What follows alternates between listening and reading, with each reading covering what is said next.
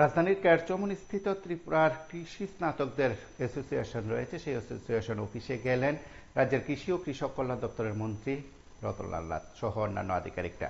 সেখানে ছোট্ট আয়োজনে তিনি অংশগ্রহণ করেছেন। সংশ্লিষ্ট অ্যাসোসিয়েশনের সকলের সঙ্গে তিনি কথা বলেন এবং সেই আয়োজনের অংশগ্রহণের প্রেক্ষাপটে তিনি যেমন তার বক্তব্য রেখেছেন, তার সঙ্গে রাজ্যের কৃষি ব্যবস্থার পরিবর্তন, কৃষি ব্যবস্থাতে কি কি নতুন নতুন বিষয় এসেছে, সামগ্রিক বিষয়গুলো নিয়ে তারা সংশ্লিষ্ট সকলের সঙ্গে কথা বলেন। টিএজি এর সাধারণ সম্পাদক সুমিত কুমার সাহা সহ অন্যান্যরা এই পর্বে উপস্থিত ছিলেন। দপ্তরের পদস্থ আধিকারিকরাও এই পর্বে সেখানে সামিল হন। কৃষি স্নাতকদের গুরুত্বপূর্ণ সংগঠন টিএজিএ এবং এই সংগঠনের রাজ্য স্তরের যে অফিস রয়েছে সেই অফিসটি ক্যারচমুনিতে, সেই অফিসে সম্ভবত প্রথমবারের মতন রাজ্যের মন্ত্রী গেছেন বলে খবর।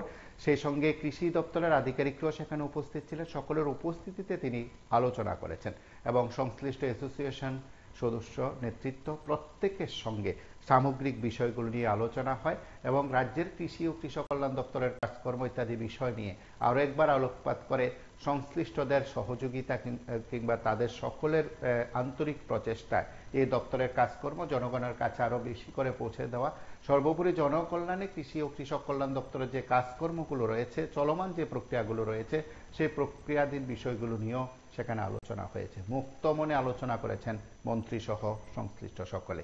আমরা সেই আয়োজনের কিছুটা দৃশ্য দেখব, তার পাশাপাশি বক্তব্য কথা শুনব মন্ত্রী।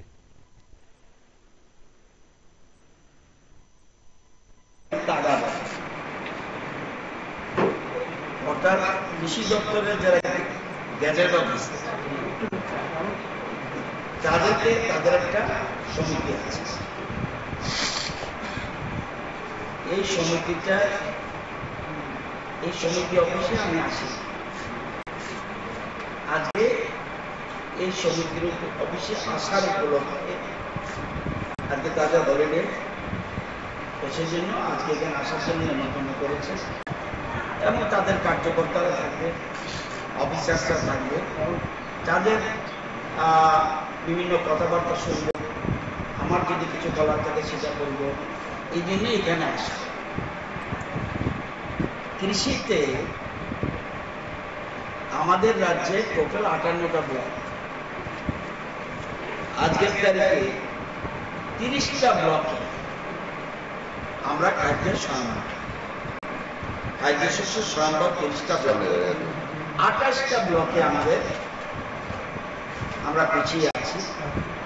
বিশেষ করে পশ্চিম ত্রিপুরা, উত্তর ত্রিপুরা, ঊনকোটি, এই জায়গাগুলিতে আমরা একটু বেশি পিছিয়ে আছি এবং খুব ভালো অবস্থা রয়েছে দক্ষিণ ত্রিপুরা, গোমতী জেলা, আমাদের সিপাহী জেলা, এই তিনটা আমরা জেলা হিসেবে যদি ধরি, এটা খাদ্যে স্বয়ম্ভর। খোয়াইতেও খুব ভালো অবস্থায় রয়েছে। খোয়াইতে শুধুমাত্র তেলিয়ামুড়া এবং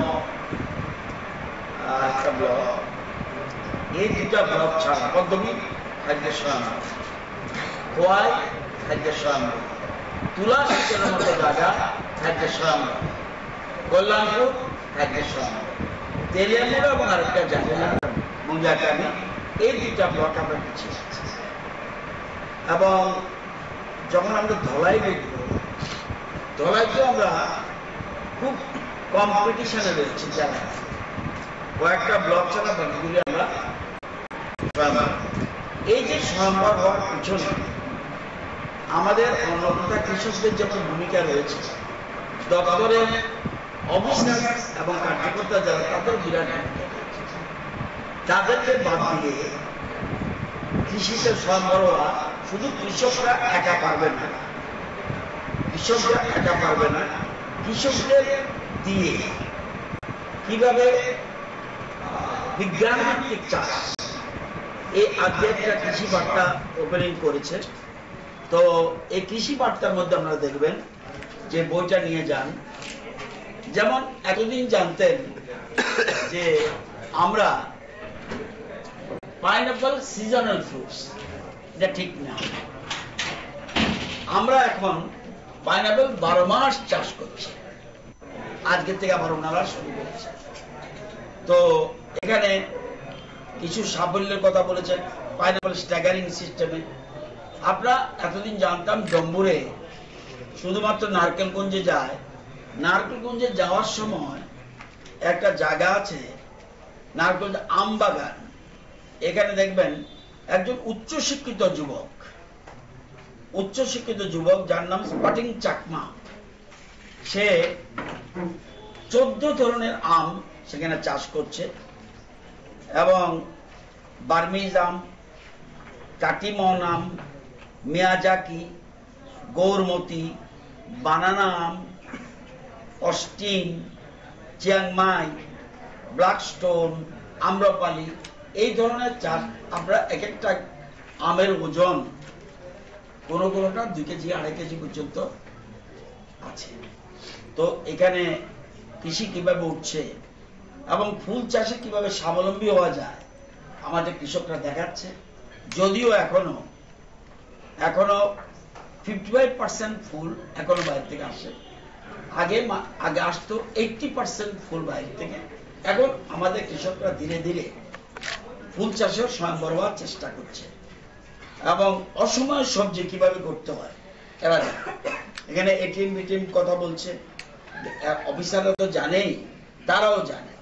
তো এখানে এসে তাদের কি সুবিধা অসুবিধা, যেমন আমাদের দেখবেন আপেল কুল, এটা একটা এই রাজ্যে খুবই ভালো হচ্ছে। তো কৃষিতে আমরা বিভিন্ন ক্ষেত্রে আমরা সফলতা লাভ করছি, এবং এটার পিছনে এই সংগঠনের বিরাট একটা ভূমিকা রয়েছে। এবং আমরা দেখলেন কিছুদিন আগে 24 তারিখ, আজকে কত, একদিন আগে প্রধানমন্ত্রী আবার ত্রিপুরাতে 50 কোটির উপরে টাকা পাঠিয়ে দিচ্ছে ডাইরেক্ট কৃষকদের হাতে। কারণ কৃষকরা যদি না থাকে, এই যে আমি দুপুরে রুটি খেয়ে আসলাম, এটাকে আমি বানিয়েছি। আপনারা যে দুপুরে ব্রেকফাস্ট করলেন, আপনি বানিয়েছেন? আমরা কেউ বানাচ্ছি না। তাহলে কৃষকদের আমরা অন্নদাতা ভগবান, এবং তাদেরকে বাঁচিয়ে রাখার জন্য তাদের হাতে আরো অধিক আয় যেন তাদের হয়, এই জন্য দেশের সরকার এবং রাজ্য সরকার আপ্রাণ চেষ্টা করছে। তো যারা এই ধরনের সহযোগিতা করছে তাদের পাশে আমাদের সরকার রয়েছে, এবং আপনাদের এরা শুধুমাত্র ডেভেলপমেন্টের কাজে থাকছে না, তারা ত্রাণ সামগ্রী পর্যন্ত বিতরণ করেছে। এখানে একটা কথা সুন্দর, আমার মনে হচ্ছে আমি প্রথম যেদিন মন্ত্রী হিসাবে শপথ নিয়েছিলাম, আমি বলেছিলাম সকলের তরে সকলে আমরা, প্রত্যেকে আমরা পরের তরে, কাউকে আপনাদের বাদ দিয়েও চলবে না, কাউকে বাদ দিয়ে। এই যে আমি এখানে এসছি, বাড়ি থেকে বেরোয় যে এসছি, যে রাস্তাটা আমি বানাইনি, রাস্তাটা কেউ বানিয়েছে, শ্রমজীবী মানুষ বানিয়েছে। সেই রাস্তার উপর দিয়ে আমি গাড়ি এসেছে, আমার গাড়িটাও আমি বানাইনি, গাড়িটা চালিয়েছে ড্রাইভার। তো প্রত্যেকটা ক্ষেত্রে আমরা যদি মনে করি মুকেশ আম্বানির মতো ধনী ব্যক্তিও অন্যের উপর নির্ভরশীল হতে হয়, কারণ সকলের তরে সকলে আমরা, প্রত্যেকে আমরা পরের তরে। এই জিনিসটা যদি আমরা ভালো করে মনে রাখতে পারি, তাহলে জীবনে আমাদের কোনো দুঃখ থাকবে না। আমরা অহংভাবে চলে যাই। আপনাদের একটু আগে রজত শর্মা, বিখ্যাত সাংবাদিক, একটু আগে একটা ইন্টারভিউতে বলছিল যে সবচেয়ে খারাপ জিনিসটা কি, বলছে সবচেয়ে নেশার থেকেও খারাপ জিনিস হলো অহংকার। যদি রাত্রে আপনি নেশা খেয়ে নেশা করলেন, পরের দিন কিন্তু নেশা চলে যাবে, অহংকার কিন্তু যাবে না। এই যে বসে আছে, আমি যদি মনে করি আরে এরা কি, এরা তো অফিসার, এরা আমার থেকে কি বেশি জানে, মন্ত্রী হয়েছে বলে আমার 4-5টা আলাদা হাত গজায়নি, এই অহংভাব আমরা ছাড়তে পারলে আমরা তাহলে এক ভারত শ্রেষ্ঠ ভারত হতে আমাদের বেশি সময় লাগবে। আমাদের রাজ্য সরকার, আমাদের রাজ্যের মুখ্যমন্ত্রী, আমাদের দেশের প্রধানমন্ত্রী, আমাদের মন্ত্রিসভার সদস্যরা, আমরা চাই সকলে মিলে এক ত্রিপুরা, শ্রেষ্ঠ ত্রিপুরা বানানোর জন্য। আমরা সব দিকে সাকসেস হয়েছে কথা বলবো না, কিন্তু গত 7 বছরে এই আগামী 9 তারিখ বোধহয় খুব সম্ভব 9 মার্চ আমাদের বোধহয় 2 বছর, এই সেকেন্ড গভর্নমেন্টের 2 বছর পূর্ণ হবে। এই 7 বছরে 5 আর 2 7 বছরে ত্রিপুরা রাজ্যে যে ডেভেলপমেন্ট হয়েছে, আমার 55 বছর রাজনৈতিক জীবনে এত উন্নয়ন আমি দেখি। কে দেখেছে আমি জানি না, যদি কেউ দেখে থাকে আমাকে তথ্য দিয়ে বলতে হবে, কিন্তু এত উন্নয়ন দেখিনি। তো কর্মচারীদেরকে বিরাট ভূমিকা রয়েছে এবং উন্নয়নের মূল চাবিকাঠি হলো সরকারি কর্মচারী। সরকারি কর্মচারী বেঁচে রেখে আমাদের মন্ত্রিসভার যে সিদ্ধান্তগুলো, এই যে কার্যকর করতে হলে দরকার কর্মচারীদের সহযোগিতা। সেজন্য সরকারি অফিসার, কর্মচারী, সে গ্রুপ থেকে আরম্ভ করে টপ লেভেল পর্যন্ত সকলের সহযোগিতা নিয়ে আমাদের চলতে হবে। তো এই জন্যই আজকে ওনাদের অফিসে আসার জন্য বলেছে, এই জন্য আজকে আসলাম।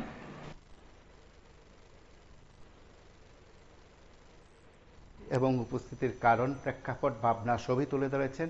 দ্বিতীয় টার্ম অর্থাৎ বিজেপি পরিচালিত রাজ্য সরকার দ্বিতীয় ধাপে শুরু করেছে 2023 সালে। সেদিক থেকে তারও দ্বিতীয় বর্ষপূর্তি এবং এই নিয়ে আয়োজনকে, বর্ষপূর্তির আয়োজনকেও ব্যাপকভাবে প্রচারের আলোয় নিয়ে যাওয়ার খানিকটা ইঙ্গিত মন্ত্রী নিজেই দিয়েছেন। সেদিক থেকে বলা যেতে পারে এই সময়ের মধ্যে যে আলোচনায় তিনি বিষয়গুলো তুলে ধরেছেন, সেদিকে কৃষি বার্তা যেমন রয়েছে, তার সঙ্গে রাজ্যের কৃষি ও কৃষকদের কল্যাণে যে উদ্যোগ দর্পণ নিয়েছেন, আধিকারিকদের ভূমিকা, কর্মচারীদের ভূমিকা, স্নাতকদের ভূমিকা, সবকিছুই মন্ত্রী তুলে ধরেছেন। সেদিক থেকে কৃষিতে আগামী দিনে আরো বেশি যে সুদূর প্রসারের অগ্রগতির ইঙ্গিত রয়েছে, সেটা তিনি যেমন উল্লেখ করেছেন, কেন্দ্রীয় সরকার এবং রাজ্য সরকারের উদ্যোগকে তিনি তার মতন করে ব্যাখ্যা করেছেন। সেদিক থেকে রাজ্যের কৃষিতে এবং কৃষকদের কল্যাণে সরকারের প্রচেষ্টাকে আরো বেশি করে প্রসারিত করা, আরো বেশি বেশি করে কৃষকদের কাছে পৌঁছে দেওয়া, সমস্ত সরকারের সুযোগ সুবিধা কৃষকদের দেওয়া, ক্ষতিগ্রস্ত কৃষকদের পাশে থাকা, সবকিছু দায়িত্ব টিম রতনলাল নাথের। আপনারা সঙ্গে থাকুন, দেখতে থাকুন PB24।